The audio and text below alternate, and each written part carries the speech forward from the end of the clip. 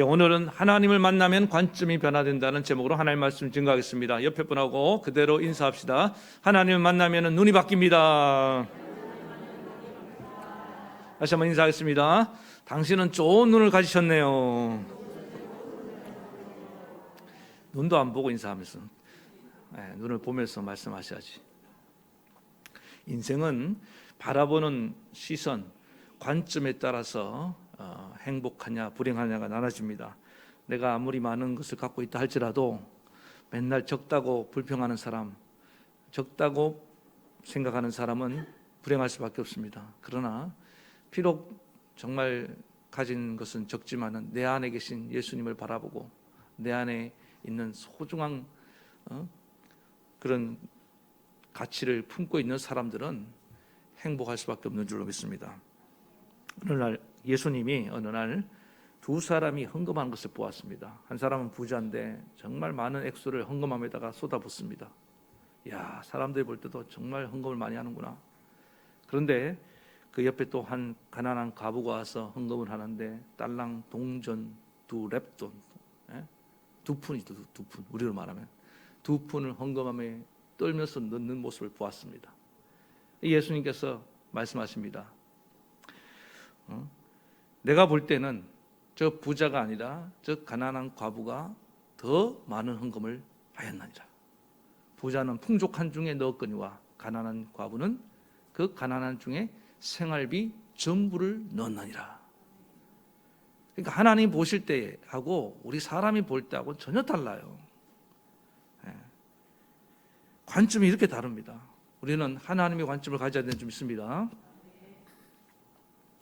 좋은 눈을 가지고 우리가 세상을 보면서 살아가야 된다는 것입니다. 그래서 할 수만 있으면 긍정적인 눈을 가져야 되고요. 또 진정한 가치, 참된 가치가 뭔 것을 보는 눈이 있어야 됩니다. 제가 이제 장사 사업 잘하는 분들 한 번씩 만나잖아요. 저는 목회하다 보면은 이전교회에서 그 장사를 잘하는 분이 있어요. 그분이 목사님, 저는 이렇게 딱 보면은 돈 되는 게 보인대요. 그 돈 되는 게 보이니까 장사도 하고 사업을 하는 겁니다. 저는 아무리 눈을 씻고 봐도 안 보입니다. 그래서 저는 사업을 못 하는 거예요. 감사하죠. 제가 만약에 돈 되는 게 계속 보이면은 목회가 재밌겠습니까? 돈 벌러 가지. 하나님의 은사대로 사명대로 눈을 주시는데 그분은 그렇게 잘 보인다는 거예요. 그러니까 안 보이는 분들은 은사가 아니구나. 그냥 만족하시면 사시기 바랍니다. 그냥 안 되는데 그냥 남들 따라서 막 무리하게 투자했다가 어려움 당하지 마시고, 요리를 잘하는 특급 요리사들 보면요, 보인다는 거예요. 어떤 재료가 신선하고 이 재료를 이렇게 섞으면 이런 맛이 나올 것이 이렇게 딱 보이는 거예요. 그러니까 그렇게 해서 정말 환상의 맛을 만들어내는 것입니다. 신학교 때 어느 신학교에서 설교학 교수님이 이제 아이들 수업을 다 마치고 연말에 기말고사를 보잖아요. 설교 한 편씩을 쏘아라. 그래서 설교를 다 저마다 열심히 써서 냈다는 겁니다. 근데 한 학생이 도저히 설교가 쓰이지 않는 거예요. 그래서 고민하다가 밤을 새워도 못 쓰고, 그래서 어떻게 했냐면은 그 설교학 교수님의 설교문을 뺏겨갖고 제출을 했습니다. 그리고 밑에다가 이렇게 써놨습니다. 교수님, 제가 볼 때는 우리나라에서 제일 설교를 잘하는 명설교는 교수님의 설교라고 생각합니다. 그리고 제출했습니다. 별 기대를 안 했는데 어느 날 학점이 나왔는데 B+가 나온 거예요. 표절해서 냈는데 B+ 주면 돼야 안 돼요. 근데 이건 교수님 마음입니다. 여러분, 대학교 점수는 정말 교수님 마음이에요. 그래서 교수님이 그렇게 써놨습니다. 원래는 나한테 점수를 줄 수가 없는데 네가 다른 건 몰라도 좋은 설교를 보는 눈을 가졌기 때문에 앞으로 설교를 잘할 가능성을 보고 내가 점수를 준다 그랬다고요. 자, 그래서 보세요. 보는 눈이 얼마나 중요합니까? 우리 자녀들 좋은 배우자를 만나야 되는데 좋은 배우자를 보는 눈이 있어야 됩니다. 엉터리 같은 눈을 가지고 겉모습만 보고 선택하면 안 되잖아요. 지금도 이걸 어떤 사람을 만나서 내가 좋은 선택을 했는지 안 했는지 모르니까 다 점쟁이 찾아갑니다. 이 사람을 만나서 결혼하는 게 맞냐고 안 맞냐고, 이 직장에 들어가는 것이 맞냐고 안 맞냐고. 하나님 앞에 자꾸 그런 거 물어보는 분들 있죠. 점쟁이처럼. 우리 하나님 점쟁이 아닙니다. 점쟁이한테 묻듯이 묻지 말고 내 스스로 눈을 길러라 이 말입니다. 하나님 우리에게 자유의지를 주셨습니다. 선택권을 주셨습니다. 누굴 선택하든지 무슨 일을 하든지 죄 짓는 것만 아니면은 여러분 우리가 하나님 주신 맡겨진 선택권을 가지고 행사할 수 있습니다. 하나님이 다 물론 하나님 짝져 주시지, 결과론적으로 하나님 짝져 주신 거지만은 아담의 눈에 볼 때 하와가 어땠습니까? 내 눈에 볼 때 내 뼈 중에 뼈요, 살 중에 살이라고 알아보게 돼 있습니다. 자기 짝을 알아보게 돼 있다고요. 그런데 내 눈이 어둡고 가려주니까 몰라보는 거예요. 눈이 열려야 됩니다. 할렐루야. 그리고 이 사람이 나의 사람인지 딱 확신이 와야 된다고요. 근데 잘못된 가치관을 갖고 있거나 잘못된 시선을 갖고 있으면 엉터리를 쫓아가는 겁니다. 그러니까 무당 보고 점지해달라고. 하나님 무당입니까? 왜 하나님 우리 주신 이 좋은 선택권을 사용을 못합니까? 눈이 지금 어두워서 그런 거예요. 눈만 바뀌면 다 해결될 줄 믿습니다. 어디로 이사 가야 될지. 세상 사람들은 그렇게 눈이 닫혀 있으니까 불안한 겁니다. 계속 그것만 추구하는 거예요. 예. 그런데 시간 낭비하지 말고 내 눈이 열리는 데 집중하시기 바랍니다. 예. 어느 날 예수님께서도 그랬죠. 부자에게. 예. 부자가 돈을 많이 벌어놓고 이제 남은 평생을 여생을 즐기면서 살자. 그럴 때 뭐라고 말합니까? 어리석은 부자여, 오늘 밤 내 영혼을 도로 찾으리니 네가 가진 것이 누구의 것이 되겠느냐. 다 어리석은 부자의 길을 걷는 사람들 많습니다. 돈을 엄청나게 벌어놓고 싶은 거예요. 그 다음이 없어요. 여러분 내 영혼이 영성을 얻고 준비되지 않으면요, 가진 모든 것들이 다 한순간에 날아갑니다. 아무것도 아니에요. 그렇게 허무할 수가 없습니다. 그래서 우리는 예수 믿고 난 뒤에 사람들이 그런 얘기 많이 하잖아요. 왜 저는 교회 다닌다면서 행동이 저 모양이냐. 물론 그거는 이제 지적이 있을 수 있습니다. 그거 왜 그러냐면은 예수 믿으면 행동의 변화가 일어나야 된다. 맞습니다. 그러나 행동의 변화는 결과론적인 겁니다. 눈부터 바뀌어야 됩니다. 눈이 바뀌면 행동의 변화는 자동적으로 따라오는 것을 믿으시기 바랍니다. 아니 가치관의 변화가 일어나지 않았는데 행동의 변화가 일어나는 것을 뭐라고 하느냐? 그걸 위선자라고 말합니다. 본인 속으로는 돈을 좋아하면서 겉으로는 검소한 척하고 청빈한 척하면 그 거짓말, 그 사기꾼 아닙니까? 더 중요한 건 뭐예요? 속 사람이 변화가 일어나야 됩니다. 그래서 관점의 변화가 일어나는 것, 그게 믿음의 출발입니다. 사랑하는 성도 여러분, 여러분 안에 눈의 변화가 일어나기 바랍니다. 오늘 본문에 나오는 하박국 선지자는 선지자임에도 불구하고 아직 이 관점의 변화가 일어나지 않았습니다. 그러다가 하나님을 만납니다. 풀리지 않는 어떤 의문을 가지고 하나님 앞에 나아가서 하나님을 만납니다. 만나고 난 뒤에 놀라운 관점의 변화가 일어나기 시작한 겁니다. 그렇게 원망하고 불평하는 선지자가 아니라 이제 드디어 감사하고 찬송하는 그런 선지자로 변화되게 되었습니다. 그래서 오늘 이 하박국 선지자의 얘기를 좀 한번 나누면서 하박국처럼 감사와 찬송하는 인생으로 변화되기 위해서 우리 안에 어떤 관점의 변화가 일어나야 되냐, 두 가지인데 오늘 하나는, 첫 번째는 하나님에 대한 관점이 변화될 줄 믿습니다. 두 번째는 이 삶, 특별히 고난에 대한 관점의 변화가 일어나야 된다는 거예요. 자, 첫 번째 하박국, 하나님에 대한 관점의 변화가 일어났는데 하나님에 대해서 매우 부정적인 관점을 갖고 있었습니다. 오해하고 있었습니다. 하나님은 어떤 분이냐? 매우 불의한 분으로 이해했습니다. 그리고 하나님은 잔인하고 국률이 없는 그런 하나님입니다. 하박국 선지자가 느끼는 하나님이었습니다. 왜 그러냐? 그의 질문을 보면 압니다. 하박국 선지자가 이 세상의 불의한 자들, 악이 성행하는 것을 보면서 하나님께, 아니 하나님 의로운 분을 알고 있었는데 왜 하나님 잠잠하십니까? 신학적으로 신정론을 들고 나왔습니다. 그런데 하나님이 알겠다, 내가 정리해 줄게. 내가 악한 자들 벌을 내릴 것이다. 그러면서 갈대아 사람들, 다른 나라죠. 바빌론, 나중에 바빌론 제국이 되는데 그 바빌론을 들어서 내가 너희 나라 안에 불의한 자들을 벌하겠다. 그러니까 이번에 하박국 선지자가 하나님 말도 안 됩니다. 왜 하필 바빌론입니까? 갈대아 사람들입니까? 저 흉악무도한 자들입니까? 망루에 올라가서 하나님께 목을 빳빳이 쳐대고 그럴 수는 없습니다. 자기 생각에는 갈대아 사람들이 우리나라 나쁜 사람도 더 나쁘다고 생각하거든요. 뭐 예를 들면 이런 거 아닙니까? 우리나라에 뭐 부패한 고위공직자가 있는데, 뭐 소련 마피아를 통해서 제거한다. 좀 받아들이기 힘들죠. 좀 더 리얼하게 할까? 여러분 자녀가 좀 말을 안 들어요.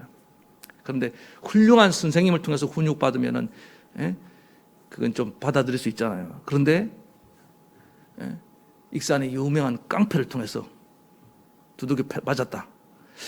그건 좀 납득하기 힘들겠죠. 여러분들은 워낙 마음이 넓어서 목사님 괜찮습니다. 우리 아들 버르장머리만 고칠 수 있다면 깡패 아니라 강도도 괜찮습니다. 그런 거예요? 표정들이 다들 이거 납득하기 힘든 거예요. 하박국이 원하는 건 뭐냐? 하나님이 직접 개입해서 우리나라 나쁜 자들 좀 제거해 달라는 거예요. 그런데 하박국이 몰랐던 게 뭡니까? 하나님 직접 나서면은 어떤 일이 일어나는지를 하박국이 잘 몰랐던 것 같아요. 여러분 성경을 보세요. 하나님이 직접 심판하실 때 그 심판의 강도와 그 심판의 그 범위가요 어마어마합니다. 제가 보니까 하나님이 직접 심판하실 때 힘 조절이 잘 안 되시는 것 같아요. 물로 세상을 홍해 심판 알아요? 그냥 싹 쓸어버리셔요 그냥. 그래도 하나님 직접 했으면 좋겠습니까? 또 어떨 때 하나님 직접 하실 때 보면요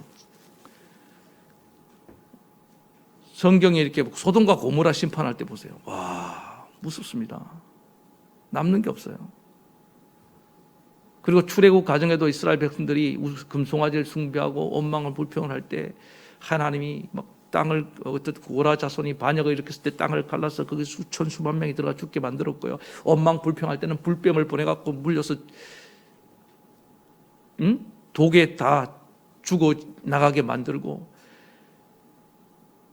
다윗 때도 하나님 앞에 범죄하니까 하나님이 전염병을 보내서 이스라엘 백성들을 수많은 사람이 죽어나가게 만들고 하나님이 지금 가장 그래도 생각해서 사용한 방법이 갈대합니다. 다 멸하지는 않잖아요. 이스라엘 백성들의 그들을 어떻게 합니까? 포로로 데려다가 거기서 고생을 시키더라도 훈련시키는 이 방법을 선택했는데 하박국 선지자는 이것조차도 납득할 수가 없었던 것입니다. 이게 무슨 말이냐? 하나님이 심판하시는 방법조차도 내가 원하는 방식대로 해달라는 겁니다. 여러분 죄인이 처벌을 자기가 막 고를 수 있습니까? 물론 성경에 보면 하나님이 다윗 같은 경우에는 3가지 옵션을 주고 네가 골라라 이렇게 하기도 합니다. 그러나 우리는 그럴 처지가 못 돼요. 지금 하박국은 무슨 생각하냐면은 이런 거 같아요.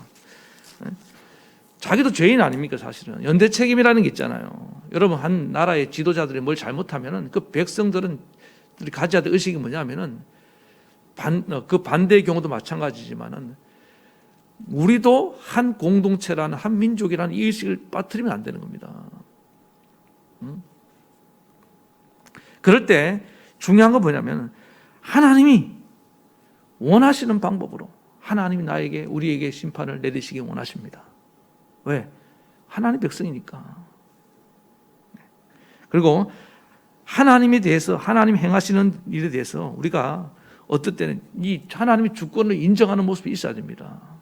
우리는 심판자가 아니에요. 하나님이 자기의 심판권을 인간에게 양도한 적이 없습니다.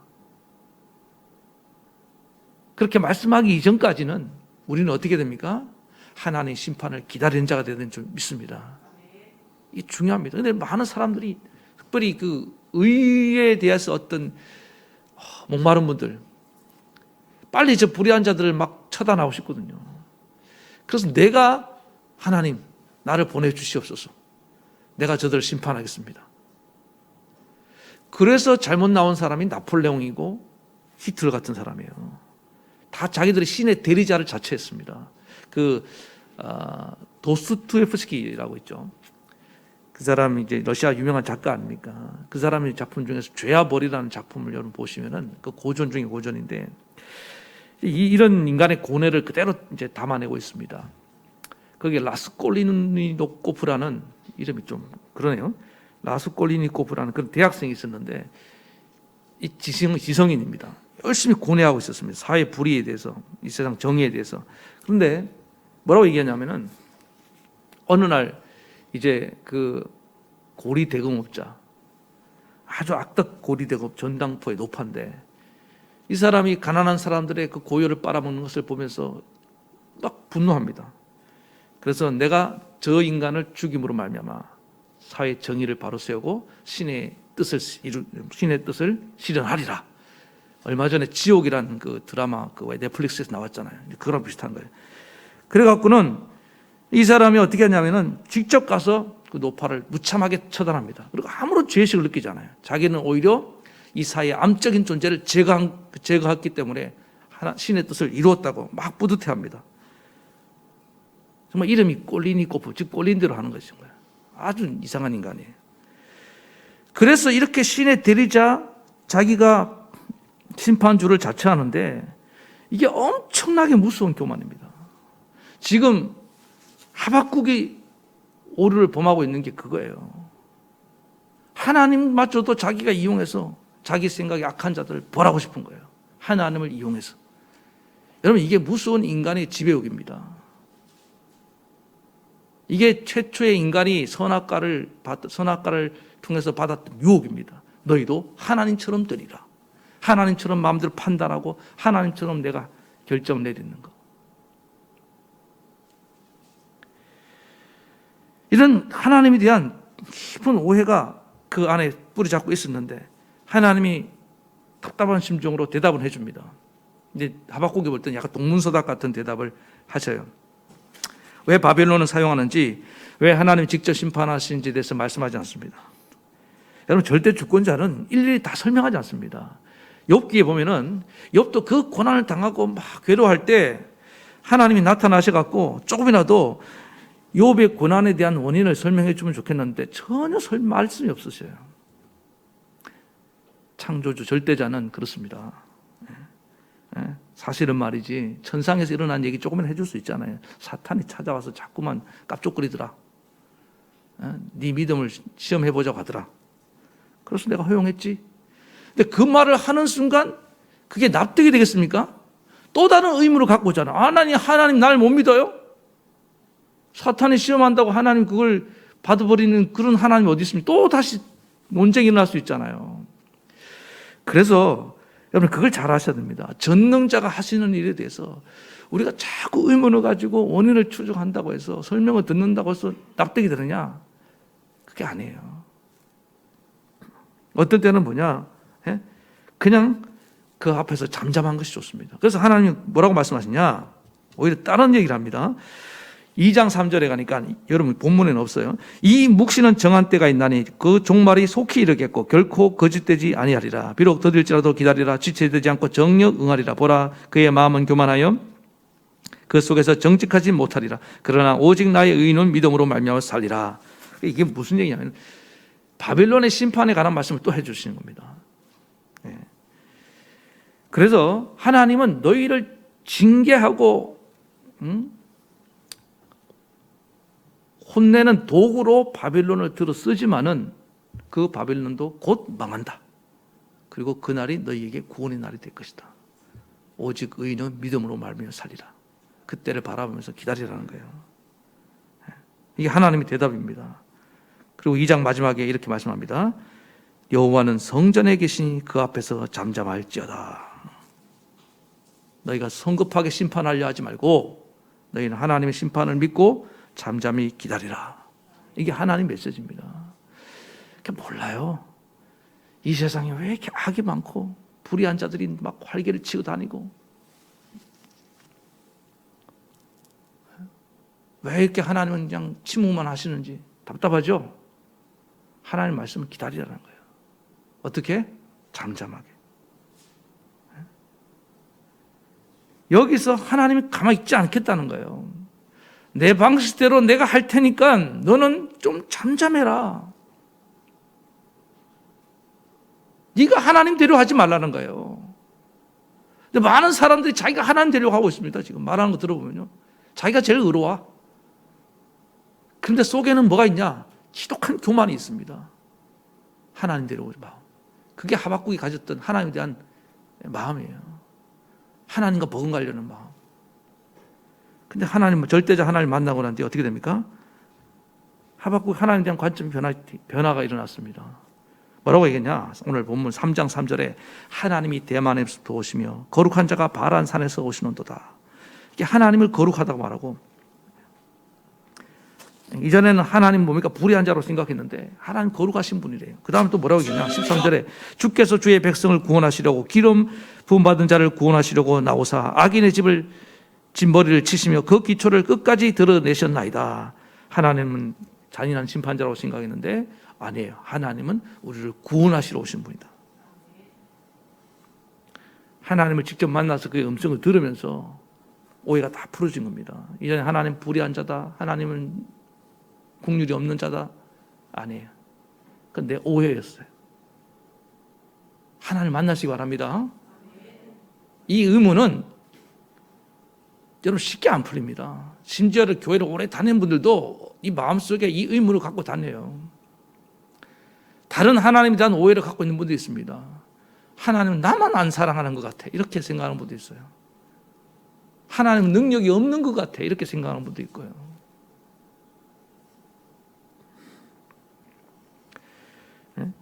직접 만나야 됩니다. 직접. 모든 인간관계도 그렇지 않습니까? 내가 귀로만 들었던 그런 사실들이 직접 만나보니까 어때요? 아, 저 사람 사기꾼인 줄 알았더니 만나보니까 의외로 진실해요. 그렇지 않습니까? 저 사람 자기 이기적이고 자기밖에 모르는 줄 알았는데 만나보니까 굉장히 배려도 잘하고 나눌 줄 아는 사람이야. 신앙도 마찬가지입니다.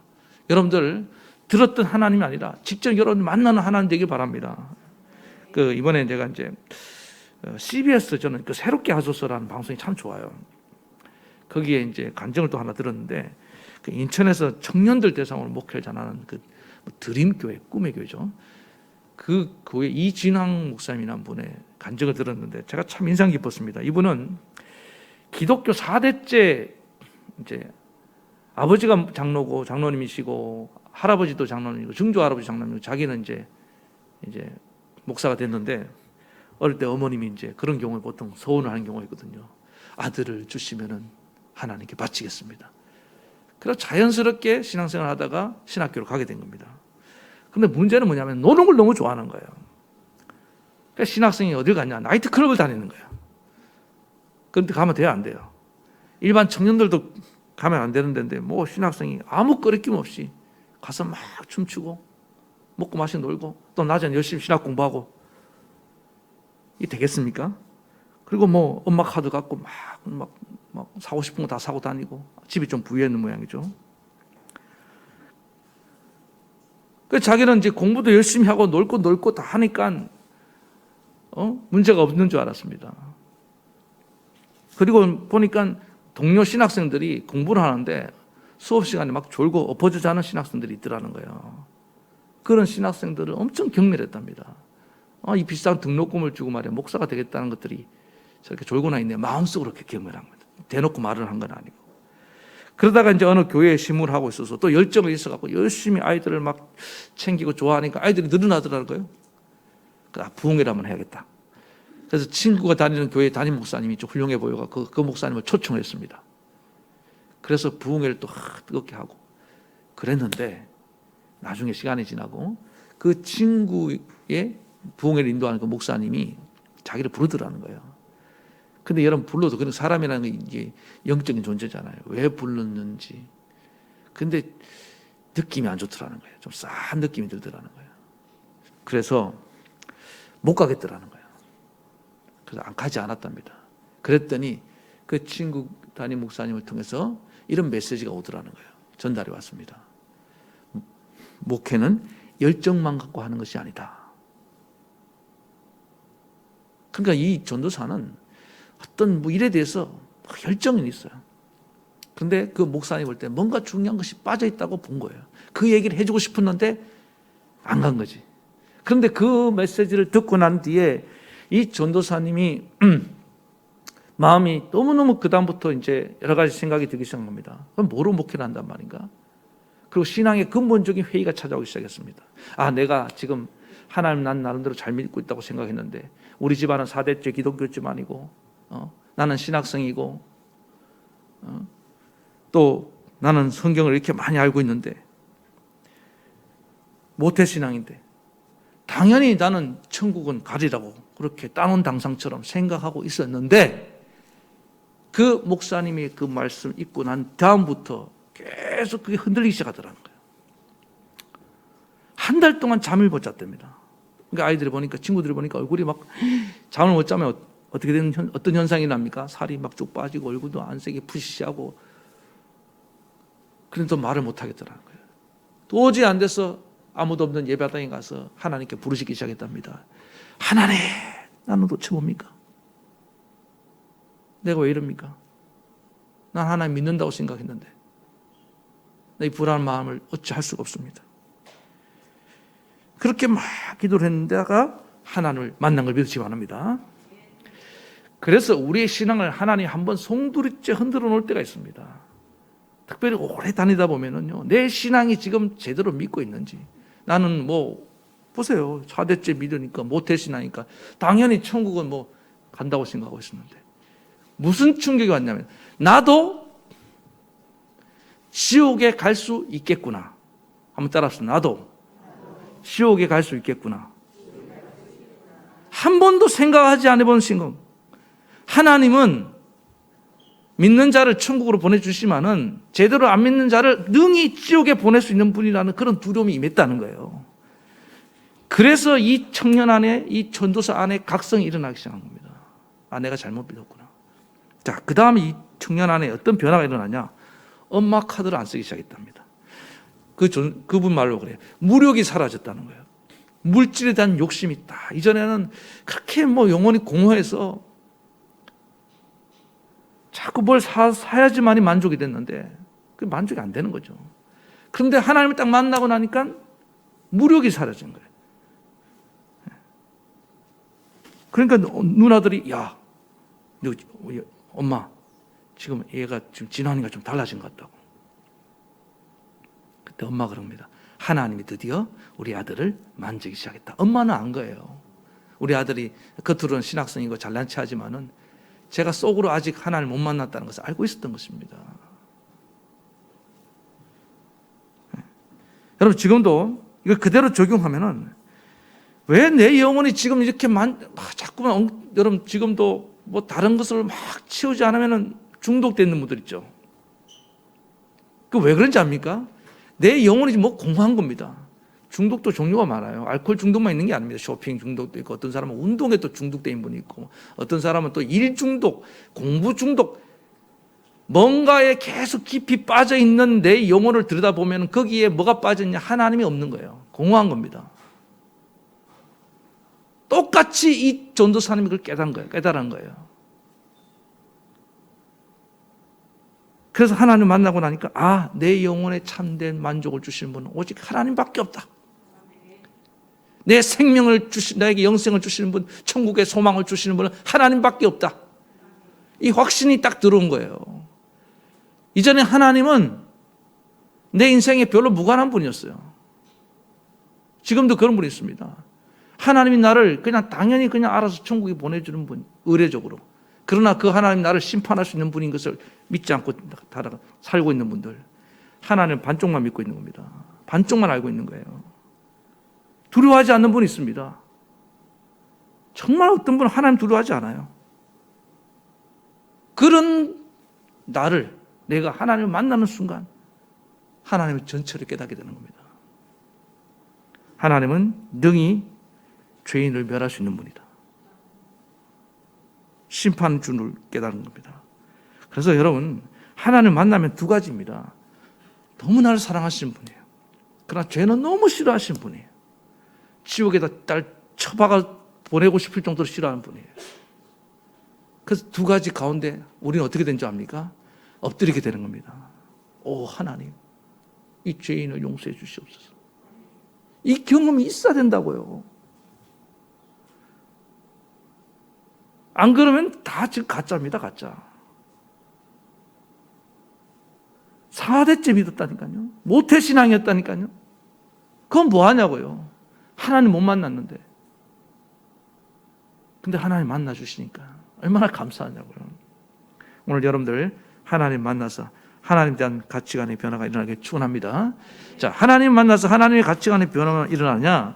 동시에 찾아오는 게 뭡니까? 세상관이에요. 인생관이 바뀌어집니다. 그러니까 이전에는 그 물질이 그렇게 좋았는데, 세상나게 좋았는데, 나이트클럽 가서 막 노는 것이 참 얼마나 웃깁니까? 예? 교회에서 예배 드릴 때 확 은혜 받고 좋아하고, 바로 돌아서면 나이트클럽 가서 춤추면서 좋아하고. 얼마나 웃겨요, 이게. 그걸 아무렇지도 않게 살았는데, 이제 뭐예요? 하나님을 제대로 만나니까 관점의 변화가 일어납니다. 이전에 좋던 세상락 하나도 좋지가 않은 거예요.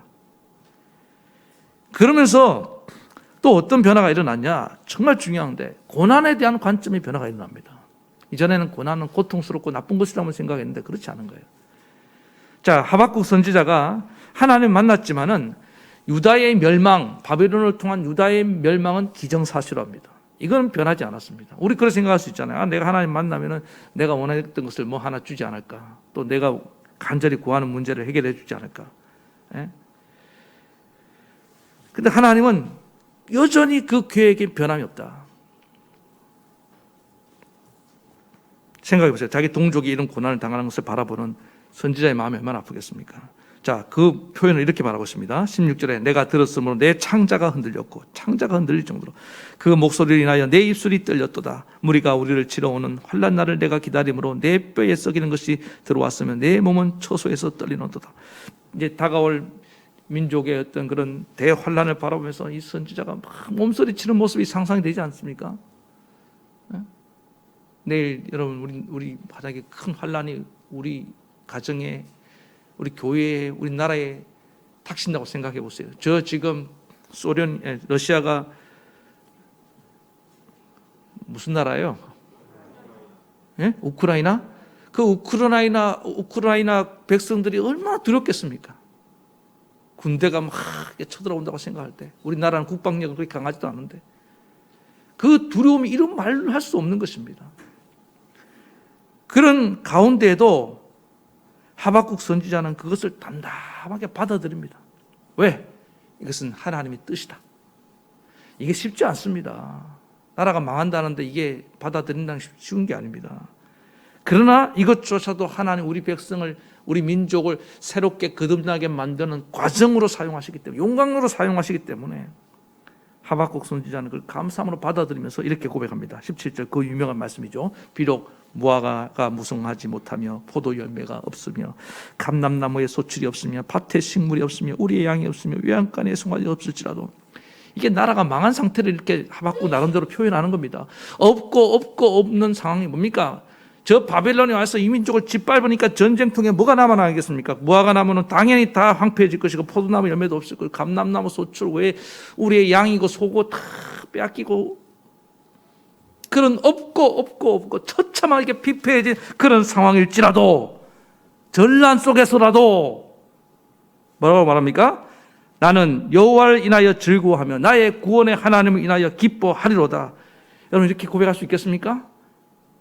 이 큰 환난 가운데 없고 없을지라도, 하나 두 개가 없는 것이 아니라 다 없고, 욥의 환난 아닙니까? 처음에는 재산 이쪽에 한 공장이 하나 망했는데 그 다음에 A 공장, B 공장 안 되니까 자녀들까지 막 죽어나가고, 나중에는 자기 몸에도 큰 병이 생기고, 그럼에도 불구하고 입술로 범죄하지 않는 정도가 아니라, 원망하지 않는 것 정도가 아니라 하나님을 향하여 감사하고 찬송하며 나아가는 이 모습이 어떻게 가능하냐 이 말입니다. 그 비결이 어디 있었습니까? 하나님을 재발견하니까.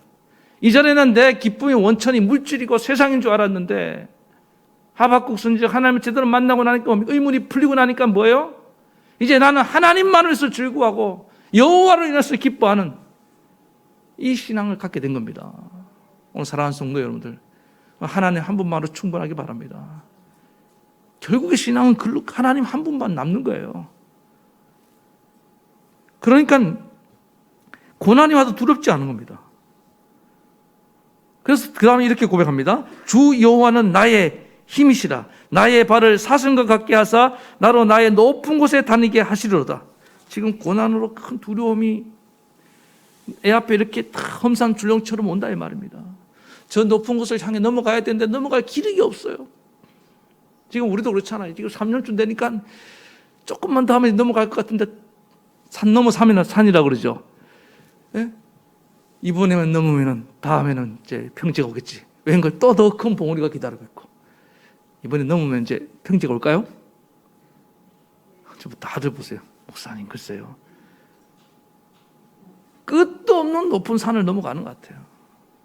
그런데 그렇다 할지라도 여호와는 그 가운데 나와 동행하시고 나를 붙들어 주시는 구원의 하나님을 바라보니까 그 하나님이 나와 함께하면 됐다. 그러면서 그는 찬송하고 즐거워하며 기뻐하며 간다 이 말입니다. 거기서 힘이 나오는 거예요. 그래서 그 힘을 이렇게 표현하잖아요. 사슴이요 높은 곳을 향해서는 잘 올라간대요. 내려갈 때는 이게 다리가 이렇게 좀 걸려서 넘어지는데 이걸 한번 보여주고 싶은데 사슴이 저기 언덕을 향해 올라가는 모습 여러분들 다 암사슴이 되기 바랍니다. 다리에 힘이 얼마나 좋은지 저 높은 고지를 향해서 막 점핑 하면서 올라가는 그 모습 우리가 다 하나님의 암사슴들입니다. 하나님 우리에게 다리에 힘을 주실 줄 믿습니다. 평상시 평지를 걸 때는 사슴이 아주 우아하게 이렇게 이쁘게 그럴 수 있죠. 그러나 대적을 만나서 저 높은 산을 향해 뛰어오를 때는 사슴만큼 빠른 존재가 없다는 거예요. 저 옛날에 불났을 때 산에서 사슴을 본 적이 있는데 와 정말 다리 힘이 그렇게 좋더라고요.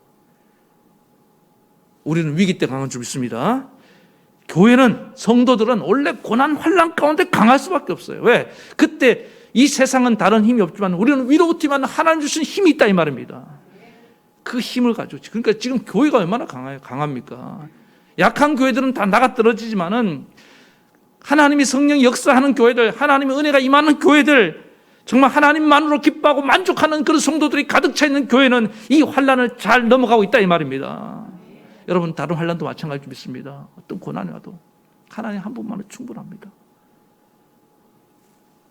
그래서 오늘 하박국 선지자처럼 정말 이렇게 찬송하는 저와 여러분 되기 바라겠습니다. 아까 그 이진왕 목사님 얘기 또 하면요. 분명히 하나님을 만나고 구원의 확신을 얻었잖아요. 그러는데 이제 집안이 고난이 닥치는데 집안이 다 망하고 유학을 갔습니다. 돈 500만 원을 어떻게 쥐어지고 갔는데 그것도 다 사기를 당하고 거기서 이제 세탁소 일을 하면서 뭐 여러 가지 유학생활 그 힘든 생활을 알잖아요. 그러면서 낮에는 일하고 밤에 공부하고 신학교를 다니는데 어느 날 세탁물 배달하고 학교 앞을 지나가는데 그 운동장에서 아이들이 막 그 친구들이 공을 차고 있더라는 거예요. 그게 그렇게 부럽다라는 거예요. 그러면서 자기 신세에서 한탄이 막 나오면서 막 또 하나님에서 원망이 스물스물 올라오는 찰나에 하나님이 놀라운 걸 깨닫게 해주시더라는 거예요. 이전에 그 운동하고 있던 애가 누구예요? 자기 자신이었던 거예요. 자기 옛날에 부모님 엄마 찬스 쓰면서 여유를 가지고 놀러 다니면서 공부하고 근데 밤에 일하면서 피곤해서 자는 애들을 무시했잖아요. 딱 그게 오버랩 되더라는 거예요. 내가 과거에 저랬는데 이제 내가 그렇게 경멸했던 모습이 지금 내 처지구나. 그래서 자기가 옛날에 그 가난한 자들 무시했던 것에 대해서 눈물 회개가 나오고 하나님 앞에 깨닫게 해주셔서 감사합니다. 이렇게 변화되었다는 것입니다. 여러분 고난이 이유가 없는 게 아니에요. 하나님이 이 고난을 통해서 우리를 얼마나 지금 변화시키는지 아십니까? 이스라엘 백성들이 바벨론 포로 생활하면서 예배를 재발견했잖아요. 그렇게 좋은 기회 있을 때 우상 숭배하다가 이렇게 남의 나라 와서 예배도 제대로 드릴 수 없는 상황에서 그 바벨론 강가에서 거니면서 눈물 흘리면서 하나님 제발 예배를 한번 제대로 드렸으면 좋겠습니다. 딱 우리 처지와 같다 그러지 않습니까? 지금 코로나 두려워갖고 교회도 못 나오고 TV 조그만한 거 틀어놓고 요즘 TV가 크긴 크더라 집에서 보니까 어쨌든 간에 그 아무리 큰 TV를 틀어도 현장 예배만 합니까? 현장이 주는 이런 감동과 어떤 현장감이라는 게 없어요. 아무리 온라인 예배는 한계가 있습니다. 또 뭐 예배 좀 드리려고 하면 애가 와서 방해하고, 또 안 믿는 남편이 방해하고, 그런 가운데에 예배를 그렇게 쪼그리면서 드리면서 깨닫는 게 뭡니까? 그 옛날 우리가 정말 좋은 이렇게 편안하게 예배 드릴 수 있는 그때가 그게 얼마나 큰 축복이었는지를 내가 몰랐구나. 그때 내가 정말 조금 더 하나님께 정말 마음을 다해서 예배를 드렸었는데 그렇게 들으지 못했던 지난 날들을 회상하면서 나를 돌아보는 겁니다. 지금 우리 이 시간은 우리의 신앙을 온전히 다시 재점검하고 돌아보는 시간이 되어야 될 줄로 믿습니다. 고난에 대한 관점이 변화되는 거예요. 하나님 감사합니다. 제가 말씀드렸잖아요. 지금 이 코로나 팬데믹 때문에 우리나라 이혼율이 뚝 떨어졌다고요. 하나님이 다시금 가족을 재발견하라고, 소중함을 깨달으라고. 얼마나 감사합니까? 답답하다고만 생각하지 말고 이 고난에 주신 유익들을 다시금 재발견해 나아가는 저와 여러분 되게 축원합니다. 그래서 하나님 지금 하박국 선지자처럼 다시금 하나님에 대한 오해를 풀고 또 이 고난 가운데 찬송하며 나아가는, 감사하며 나아가는 저와 여러분 되길 축원합니다. 예, 이 시간에 우리 말씀 생각하시면서 찬양 부르시겠습니다.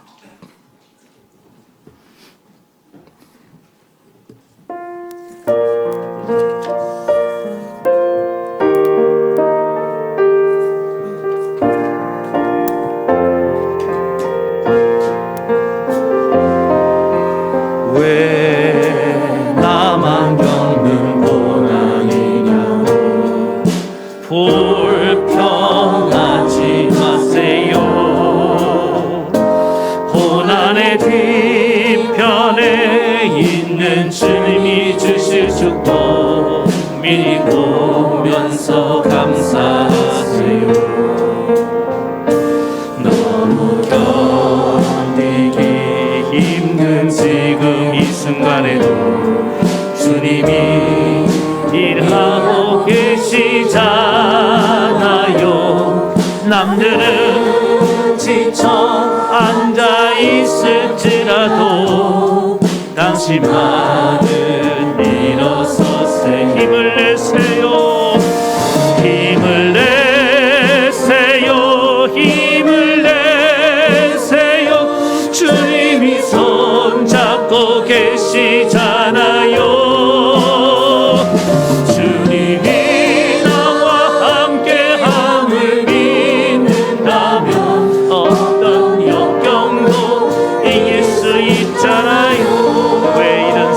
찾아왔는지, 왜 이런 슬픔 찾아왔는지 원망하지 마세요.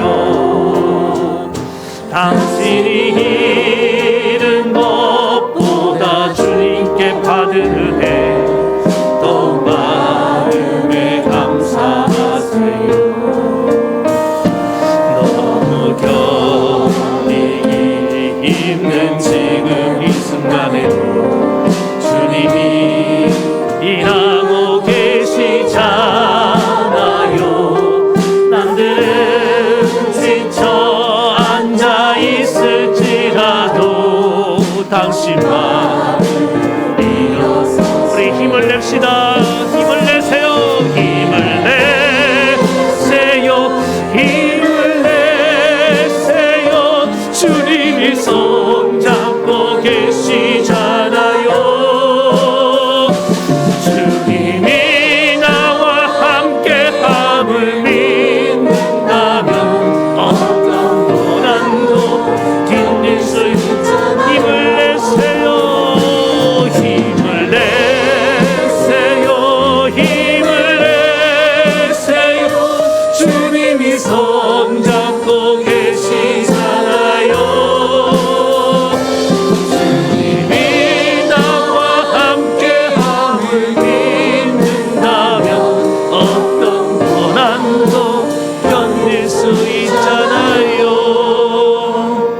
사랑하는 성도 여러분, 그대로 한번 기도할 때 여러분 인생에 우리가 볼 때 부당하고 불의하고 악한 일들이 얼마나 많습니까? 하나님 뭐 하십니까? 하박국의 질문이 나의 질문이 있습니다. 그 외에도 우리가 하나님을 못 만났기 때문에 하나님에 대해서 오해하는 것들이 너무나 많아요. 왜 나에게는 관심이 없을까? 왜 하나님 나를 이렇게 고통 가운데 내버려 두실까? 여러 가지 하나님에 대한 그런 오해들이 있지만 오늘 이 시간에 하나님을 만나시기 바랍니다. 하나님이 반드시 여러분 찾아와서 만나 주실 것입니다. 모든 오해를 풀고 하나님을 바로 아는 그날이 올 때까지 오늘 여러분은 기도하며 나아가야 됩니다. 그리고 하나님 만나는 순간 하나님에 대한 관점이 바뀌면 세상에 대한 관점, 인생관과 물질관 또 이런 고난에 대한 관점이 다 바뀝니다. 이것은 하나님의 큰 뜻이 있다. 나를 변화시키기 위한 과정이다. 하나님 감사합니다. 이 고난 때문에 내가 이렇게 변화되었습니다. 더 성장했습니다. 더 깊어졌습니다. 새로워졌습니다. 이스라엘 백성들이 얼마나 새로워졌습니까? 하나님, 우리도 이 코로나 팬데믹이라는 과정을 통해서 우리 신앙이 이렇게 깊어지게 되었습니다. 하나님 더 단단해졌습니다. 더 넓어졌습니다. 하나님 감사합니다. 우리 가정이 더 이렇게 굳건해졌습니다. 이런 것도 많지만 무화과 나무도 없고 포도나무도 없고 열매도 없고 소도 없고 양도 없고 경제적으로 하나님 어려워졌을지 모르지만 하나님, 내가 소중한 하나님을 발견했습니다. 감사합니다. 그래서 여러분 기뻐하십시오. 즐거워하십시오. 그래서 이 고난에 남은 모든 여정을 정말 사슴과 같이 힘을 내서 우리가 건너가야 될 줄로 믿습니다. 그런 은혜를 부어달라고, 이 시간 내 눈을 변화시켜달라고 우리 간절히 한 목소리로 기도하시겠습니다. 하나님 아버지, 이 시간에 간절히 기도합니다.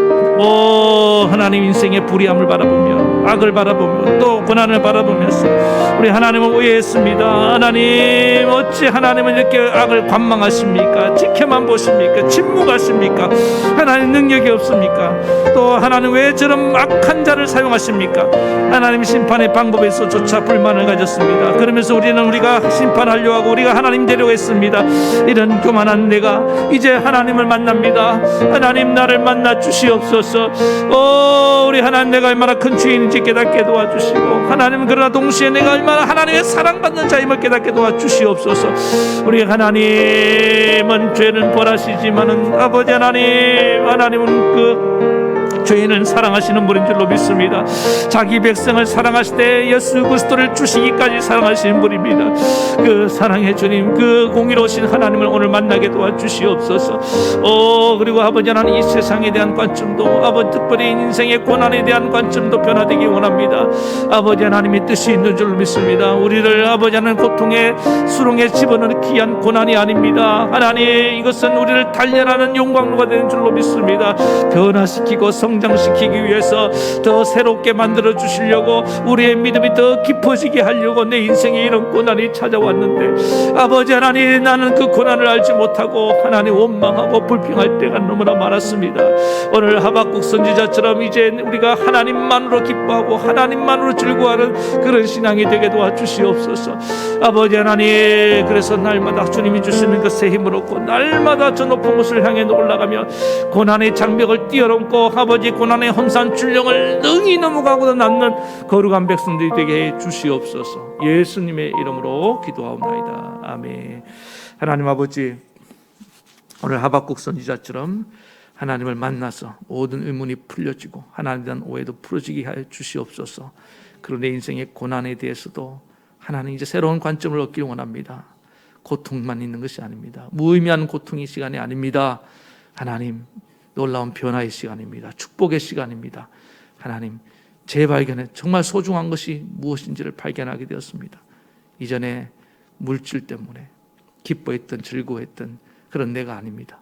이제 하나님 한 분이면 충분합니다. 그래서 하나님, 이 고난도 주님 주시는 그 힘을 가지고 능히 넘어가게 될 줄로 믿습니다. 우리의 발을 사슴 같게 하시옵소서. 한 영혼도 지치지 않게 도와주시옵소서. 하나님을 만난 자는 주가 주시는 새 힘이 넘쳐날 줄로 믿습니다. 그래서 이 고난의 아버지 험산 출령을 다 함께 넘어가고 이후에 주님 그 광명의 나라에서 다 만날 수 있도록 축복해 주시옵소서. 예수님의 이름으로 기도합니다. 아멘. 아픈 데 손을 얹습니다. 오늘도 믿음으로 손을 얹었습니다. 이 손은 나의 손이 아닙니다. 주님의 손입니다. 병든 자에게 손을 얹은 적 나으리라 하셨고, 하나님은 치료하는 하나님이라고 하셨습니다. 내가 채찍에 맞음으로 너희는 나음을 얻었다고 하였습니다. 우리 예수님이 나를 위해 그 고귀한 피를 흘려주셨습니다. 우리 사랑하는 이 아픔을 치료하기 위해서 주님 피 흘려 주셨습니다. 이 시간 주님 치료하는 광선을 비춰 주시옵소서. 주님 나를 고쳐 주시옵소서. 주님이 치료하시면 내가 나으리다. 주님이 영광 나타내 주시옵소서. 오 하나님 아버지, 나를 고쳐 주시니 감사하며 예수님의 이름으로 기도하옵나이다. 아멘. 이제는 우리 주 예수 그리스도의 크신 은혜와 하나님 아버지의 만극하신 사랑하심과 성령의 감동, 감화, 교통, 위로 역사하심이 하나님을 만나서 모든 눈이 바뀌고 관점이 변화로 가지고 새 인생을 살기 원하는 모든 성도들 머리 위에, 저들의 가정과 자녀와 생업과 이 나라 이 민족에까지 영원토록 함께하옵시기를 간절히 축원하옵나이다. 아멘.